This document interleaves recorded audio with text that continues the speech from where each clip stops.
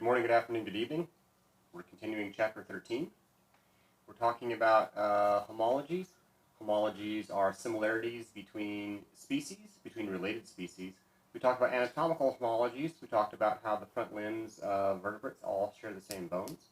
We talked a little bit about embryonic homologies, how embryos, how babies, how different species will go through similar embryonic stages as they develop, and those species that share more similar stages are probably more closely related to each other. Our last homologies that we're going to talk about is molecular homologies. We talked about hemoglobin. If I've got 5 different species that use hemoglobin, first of all, why do they all use hemoglobin? The reason is they all came from a parent species in the remote past that used hemoglobin to carry oxygen in their blood. Second, if we look at how each individual species makes their hemoglobin, we know that mutations happen at a fairly regular rate. Mutations are changes in the genetic code. Most of the time they're bad, some of the time they're good. Some of the time they make no change, or rather they don't change how the protein works. They're just a slight change, but can still be seen and can still be recorded. So if I look at these 5 different species, and I find that these 2 species make their hemoglobin nearly identically, and these other 3 make their hemoglobin similar, but those 2 groups don't make hemoglobin very similar at all, it means then that these 2 were probably more closely related to each other and split off more recently from each other. These 3 are more closely related to each other and split off more recently from each other, but these 2 groups probably split off from each other a very long time ago, much closer to that parent individual, that parent population that all 5 of the species came from. All life uses the same genetic language of DNA and RNA. We talked about that in chapter 10. We talked about transcription and translation from bacteria to whales. Everything uses the same method of transferring data from DNA into proteins. They all use transcription and translation. Every living thing uses the same thing. The genetic code is universal.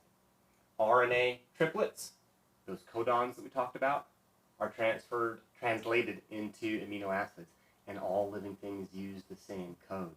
Why do all the living things use the same code?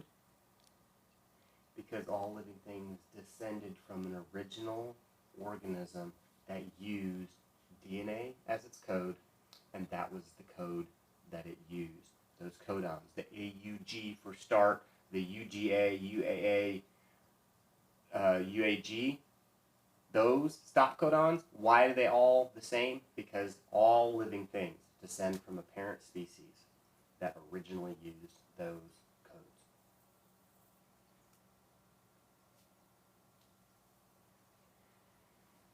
Patterns of descent are what I've said a number of times already tonight, but I've said it by saying how closely related are species.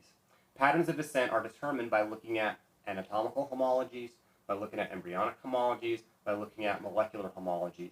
You want to find out, if you want to find out. If you want to find out who's more closely related to whom, we've got to look at these homologous structures. You look at the ones that are more closely related. Who are you going to look more like? Your brother or your cousin? You're probably going to look more like your brother because you're more closely related. You're less related to your cousin, but you're a heck of a lot more closely related to your cousin than you are to a stranger across the street. Though you are related to that stranger across the street, you just have to keep going back a really long while before you find how closely related you are. Patterns of descent are shown with an evolutionary tree. So this is showing where those different species have branched off. Here is that remote vertebrate in the remote past that gave rise to what we call all tetrapods. All of these things have 4 limbs. At some point, there was a parent population of some fish that branched. One group went on and remained fish and became these things that we call lungfishes. Another group went on to have appendages for walking on land, and these are called the tetrapods.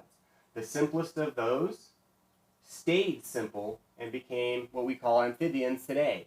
Another group became more complicated and developed the structure called an amnion.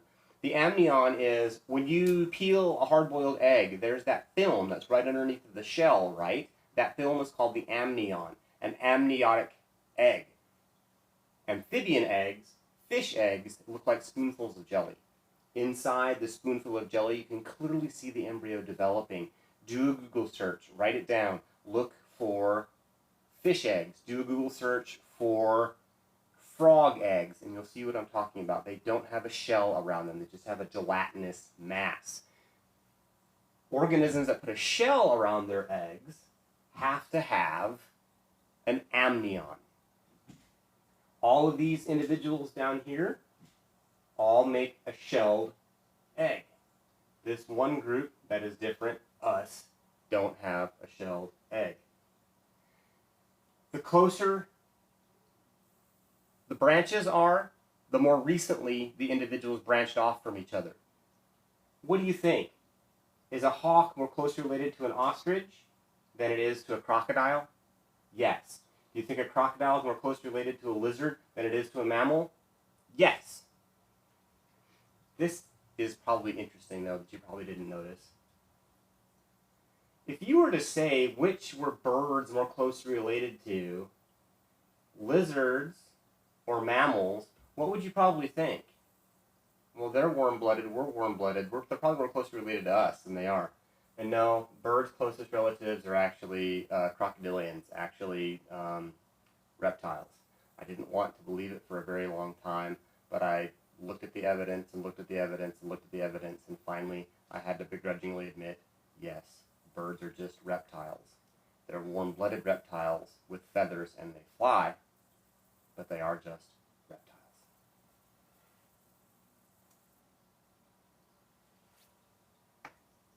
How do we get from one species to another species?